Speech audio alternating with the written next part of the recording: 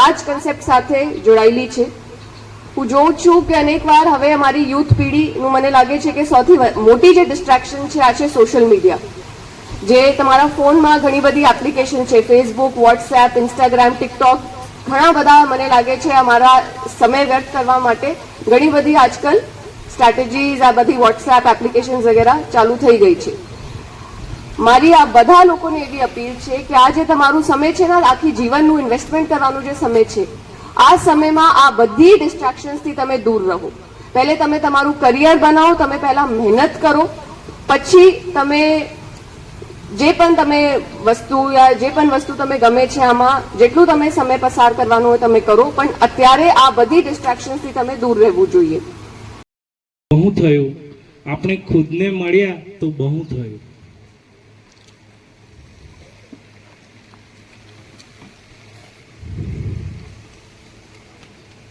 તાળીઓના ગડગડાટથી આપણે વધાવી લઈશું.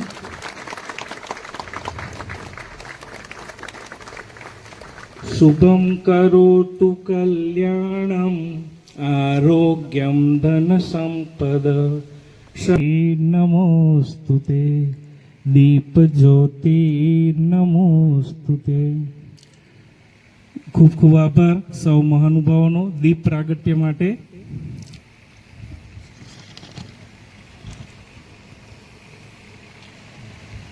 આજ હૃદય અમારું પુષ્પોથી કરીએ સ્વાગત તમારું.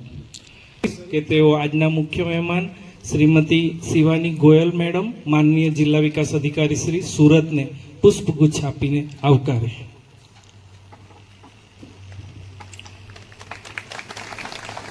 ખૂબ ખૂબ આભાર, સ્વાગત છે આપનું, અભિનંદન, થેન્ક યુ.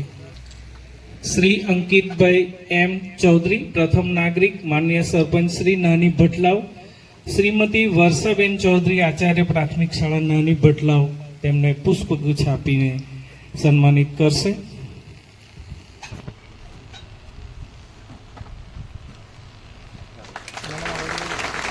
ખૂબ ખૂબ અભિનંદન, આભાર.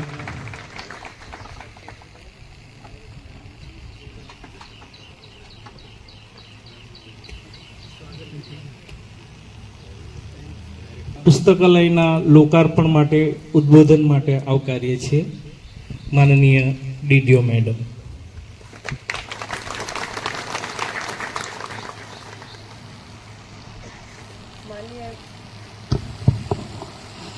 માન્ય જિલ્લા પંચાયતના કારોબારી અધ્યક્ષ શ્રી જીતુભાઈ, ગામના સરપંચ શ્રી અંકિતભાઈ, કાર્યપાલક એન્જિનિયર શ્રી, ટીડીઓ શ્રી, આ બધા ગામના લોકો અને લાઇબ્રેરીના બધા સ્ટુડન્ટ્સ, આપ સૌને નમસ્કાર. આ તો ખરેખર અંકિતભાઈ સરપંચશ્રીની એવી લાગણી હતી કે હું અહીંયા આવું, કાર્યક્રમ વગેરે કરવાની તો કોઈ આવશ્યકતા નહીં હતી, પણ સારું છે કે આ બધાને મળવાનું આ કાર્યક્રમ મારફતે તક મળ્યું. જ્યાં સુધી મને ખબર છે આ લાઇબ્રેરીમાં જે પુસ્તકાલય બન્યું છે આમાં નાની ભટલાઓ સાથે સાથે નજદીકના ગામોના સ્ટુડન્ટ્સ અને કદાચ અન્ય જિલ્લાઓના સ્ટુડન્ટ્સ પણ આ પુસ્તકાલયનો લાભ લે છે. થોડી સમયની શોર્ટેજ છે તો હું સૌથી પહેલાં જે સેગમેન્ટ સાથે મને વાત કરવાની મને જે સૌથી વધારે આનંદ થાય છે, હું સૌથી પહેલાં એમના સાથે હું વાત કરીશ જે અમારા યુથ છે, સ્ટુડન્ટ્સ છે, અમારા જે સમાજની જે યુવા શક્તિ છે. પહેલાં પણ હું અહીંયા આવી હતી તો મને લાગે છે અમુક સ્ટુડન્ટ્સ સાથે ફરીથી હું વાત કરું છું. હું હંમેશા બે સંદેશ અમારી જે યુવા પેઢી છે હું એને આપવા માંગુ છું.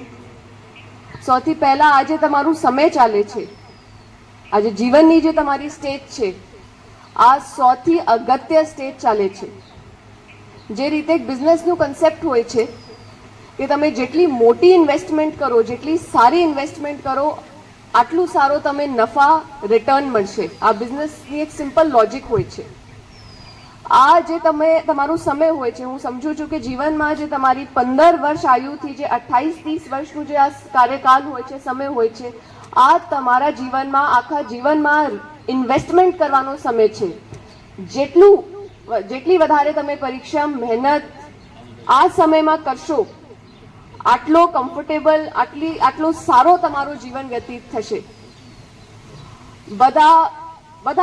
બધા લોકોની એવી એક આકાંક્ષા હોય છે કે એમનું જીવન કમ્ફર્ટેબલ હોય, નાની મોટી મુશ્કેલીઓથી સામના નહીં કરવા પડે, એક પરિવાર કમ્ફર્ટેબલ રીતે જીવન વ્યતીત કરે, નાની મુશ્કેલીઓથી નહીં પસાર થવું પડે અને પરિવાર ઉપર એક છત હોય, કમ્ફર્ટેબલ હોય, આ બધાનું સ્વપ્ન હોય છે. તો આ માટે આજે તમારું અત્યારનું જે પીરિયડ ચાલે છે આ સૌથી અગત્ય હોય છે. હું હંમેશા કહું છું, દિવસમાં 24 કલાક રીતે નહીં જોઉં, તમે દરેક ક્ષણને સારી રીતે વ્યતીત કરો, આને હોતા હે ના કે નિચોડ દો, એવી તમારી ભાવના હોવું જોઈએ. અનેક વાર હું જોઉં છું કે મને જ્યાં સુધી લાગે છે આ બધા અલગ અલગ સરકારી કોમ્પિટિટિવ એક્ઝામ્સ વગેરેની આપ તૈયારી કરી રહ્યા છો. અત્યારે એક્ઝામનો દિવસ, જે દિવસ એક્ઝામ હોય છે, બાળકો જ્યારે બહાર આવે છે, સ્ટુડન્ટ્સ બહાર આવે છે, જે કેન્ડિડેટ્સ બહાર આવે છે, જનરલી અમુક વાર કેન્ડિડેટ્સ એવી વાત કરે છે કે પેપર બહુ અઘરું આવેલું, સિલેબસથી થોડું અલગ આવેલું, પેટર્ન બદલી ગયું, એવી રીતની વાત મેં કેન્ડિડેટ્સથી સાંભળ્યું છે. હું હંમેશા કહું છું, માની લો કે નેક્સ્ટ વર્ષ પણ જો પરીક્ષા થવાની હોય, આમાં પણ લોકો ક્વોલિફાય થશે, લોકો રેન્ક લેશે, લોકો ટોપર્સ બનશે. તમારું ખાલી આટલો પ્રયાસ હોવો જોઈએ કે જેટલા પણ લોકો તમારી સામે છે, યા તમે જેની કલ્પના કરી શકો છો, આનાથી તમે વધારે પરિશ્રમ કરવું પડશે. આ તમારું એક એવો પ્રયાસ હોવો જોઈએ. જે તમે 24 કલાક છે તો 24 કલાકનું તમારી પાસે હિસાબ હોવું જોઈએ. દરેક ક્ષણમાં મહેનત કરવાની છે, એક ક્ષણ પણ એવું નહીં જવું જોઈએ જે તમારું વ્યર્થ જાય. મારી બીજી વાત પણ આ જ કન્સેપ્ટ સાથે જોડાયેલી છે. હું જોઉં છું કે અનેક વાર હવે અમારી યુથ પેઢીનું મને લાગે છે કે સૌથી મોટી જે ડિસ્ટ્રેક્શન છે આ છે સોશિયલ મીડિયા.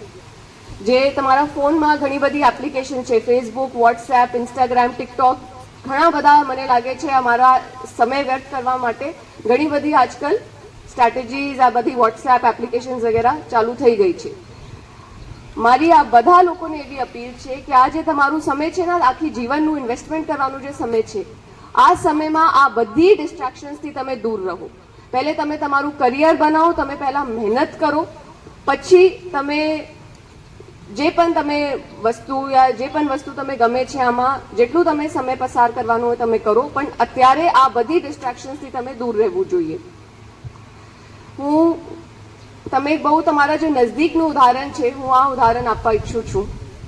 તમારા સમક્ષ તમારા ગામના એક યુવા સરપંચ શ્રી અંકિતભાઈ છે. મને લાગે છે કે એમની સાથે પહેલી મુલાકાત મારી કદાચ અંદાજિત 1 વર્ષ પહેલા થઈ હતી. મારો નોર્મલ પબ્લિક દિવસ હતું, મંડે અને થર્સડે બિફોર 2 o'clock કોઈ પણ વિઝિટર મારાથી આવીને મળી શકે છે. મને તો આ તો કોઈ અપોઇન્ટમેન્ટ વગેરે લઈને નહીં આવેલું હતું, બસ એકદમથી એન્ટર થયા. અને જનરલી એક વસ્તુ મેં જે પેટર્ન જીતુભાઈ જોયું છે, કોઈ સરપંચશ્રી આવે છે, યા તો આ તલાટીશ્રીને કોઈ કમ્પ્લેન્ટ કરવા માટે આવેલા હોય, અથવા બીજો કોઈ એમનું ગામનો કોઈ પ્રશ્ન હોય આ માટે આવેલું હોય. પણ એક વસ્તુ જે મને બહુ ગમી, અંકિતભાઈ આવ્યા, આ પોતાના હાથમાં એક ફોલ્ડર લઈને આવ્યા હતા. ફોલ્ડરમાં એમને જે કામ ગામમાં લીધા છે, હાથ ઉપર લીધા છે, જે અચીવમેન્ટ એમને લાગે છે કે જે ગામોમાં કરી છે, એમના જે મહેનતના જે એફર્ટ્સ છે, આ બધી વસ્તુ એમને મારી સમક્ષ રાખી એક ફોલ્ડર લઈને આવ્યા હતા. આ વસ્તુ મને બહુ ગમી. ઇનફેક્ટ હું પણ જ્યારે મારા સિનિયર પાસે ક્યારે જાઉં તો અને કોઈ વસ્તુ માટે મને બ્રીફ કરવાનું હોય છે, હું હંમેશા 1-2 પેજ લઈને જાઉં છું. આ વસ્તુ મને એમની બહુ ગમી કે જ્યારે પોતાના ગામ વિશે કહેવા માટે આવેલા તો આખી ગામની પ્રોફાઇલ અને ફોટો સાથે આવ્યા હતા. અને પછી એક એવી એમની રજૂઆત હતી, અંતમાં એમને કહ્યું કે ગામમાં હવે વતન પ્રેમ યોજના અંતર્ગત આ લાઇબ્રેરીની શરૂઆત કરવામાં આવી છે. હવે સ્ટુડન્ટ્સ વધી ગયા છે અને એમને બીજા ફ્લોરની જરૂરિયાત છે. અને કદાચ એમને પણ ના વિશ્વાસ હોય કે 5 મિનિટમાં જ આ કામનું સોલ્યુશન પણ થઈ ગયું. અને તે જ દિવસ ગ્રાન્ટમાંથી બધું એપ્રૂવ કરીને અને આજે 1 વર્ષ થયું છે. 1 વર્ષથી પણ મને લાગે છે ઓછું સમય થયું છે અને આ બીજો ફ્લોર આપણા સમક્ષ છે અને આ બધા આનો લાભ લઈ શકો છો. તો આ ઉદાહરણ તમારા માટે છે કે સૌથી પહેલા આ ભાઈ બહુ પોઝિટિવ માઇન્ડસેટ સાથે અંદર આવેલા હતા, ચેમ્બરમાં આવેલા હતા અને બીજો એમનું એફર્ટ કે ખાસા બધા આપણે જોયા છે કે લોકો હોય છે કે કદાચ એમનું ઇન્ટેન્શન સારું હોય પણ આ માટે એફર્ટ નહીં કરે છે. આપણું કદાચ ઈચ્છા એવું હોય કે નહીં મને સૌથી મોટું બિઝનેસમેન બનવું છે, નહીં મને આ પરીક્ષામાં ટોપર બનવું છે. ઇન્ટેન્શન બધામાં હોય છે પણ બહુ ઓછા લોકો હોય છે જે ઇન્ટેન્શનને એક્શનમાં કન્વર્ટ કરે છે. તો જ્યારે આ બંને વસ્તુનું મિશ્રણ થઈ જાય ને કે તમારામાં કોન્ફિડન્સ છે, આત્મવિશ્વાસ છે, એક સારું મોટિવેશન છે અને આ મોટિવેશનને અચીવ કરવા માટે તમારામાં સારું એક્શન આપવાની હિંમત છે, તો તમારું ગોલ બહુ સારી રીતે અચીવ થઈ શકે છે. તો આ ઉદાહરણથી હું આપ બધાને વિનંતી કરું છું કે આપ આથી પ્રેરણા લો. જે રીતે સરપંચશ્રી પોતાના એફર્ટ્સથી, નાના મોટા એફર્ટ્સથી એક એવું એમનો પ્રયાસ છે કે ગામના લોકો અને આ સાથે આ બધા યુવા પેઢી સ્ટુડન્ટ્સનો ફાયદો થાય.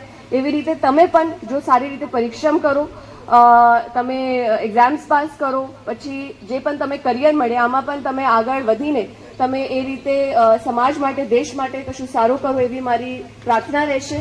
અને હવે આ ગામ માટે ખૂબ સારો દિવસ છે, લાઇબ્રેરીનું લોકાર્પણ થયું છે, આ બધા લોકોને આનો લાભ મળશે. હું આશા રાખું છું કે સરપંચશ્રી, ગામના જેટલા પણ રહેવાસી છે અને આ બધા સ્ટુડન્ટ્સને ખૂબ ખૂબ સફળતા મળે અને એ જ રીતે તમે આગળ પણ વધતા રહો. ધન્યવાદ. ખૂબ ખૂબ